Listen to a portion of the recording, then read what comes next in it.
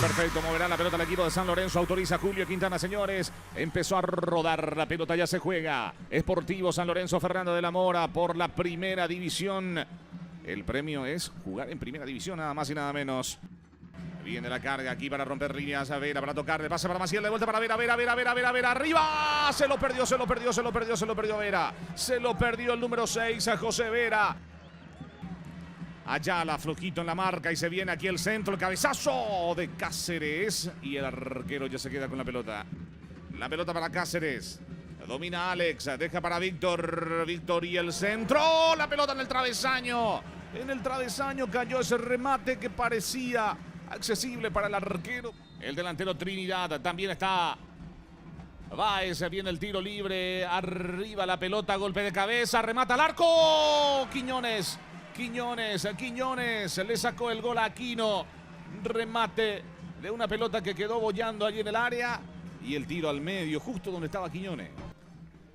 La salida del equipo Rayadito de vuelta con Ariosa. Golpe de cabeza, queda corto la pelota, el enganche. Viene el remate de Riveros y la pelota por línea final. Riveros no pudo arquear el cuerpo como para sacar el remate. Reclaman infracción. Infracción, marcó Julio Quintana, será tiro libre, ya no hay tiempo, dice el árbitro, terminó, final, a los 45 clavado. Clavado a los 45, no dio tiempo adicional. Y vamos a la infartante definición desde el punto penal para conocer al equipo que va a ir al círculo privilegiado en la próxima temporada. Autoriza el árbitro, arranca Riveros, tira afuera. Afuera el remate de Riveros, afuera. Y San Lorenzo tiene otra chance. San Lorenzo puede ser equipo de primera. Pereira. Sí. ¡Gol!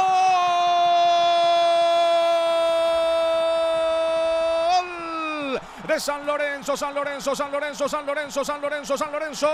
A primera división el equipo Rayadito. Arnaldo Pereira definió el penal en una tanda realmente sufrida porque lo tuvieron con Maciel, estuvieron al borde allí, pero ahora no falla Pereira y termina concretando el penal que significa el retorno a la primera división. Orlando Gil, Sebastián Ariosa. Imposible. Llamamos al asistente técnico y lo recibe el capitán Arnaldo Pereira. ¡Salud!